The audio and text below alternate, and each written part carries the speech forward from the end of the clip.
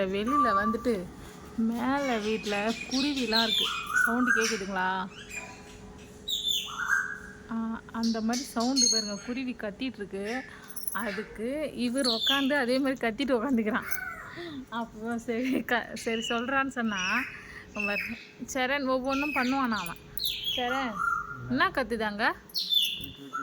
Two two two two எப்படி கத்துது குருவி? டூ டூ டூ டூன்னு கத்துதா? நீ என்ன மாதிரி கத்துவ? சரி, நாய் எப்படி கத்தும்? ஓ ஓ ஓ கத்துமா? சரி, அப்புறம் பூனை எப்படி கத்தா? ஞவ் ஞவ் ஞவ். சரி, காக்கா காக்கா காக்கா காக்கா காக்கா கத்துமா? அப்புறம் வேற என்ன? பாம்பு நல்லா பண்றிய சரண். எப்படி கத்தும் பாம்பு? எப்படி கத்தும்? எப்படி இருக்கும் பாம்பு?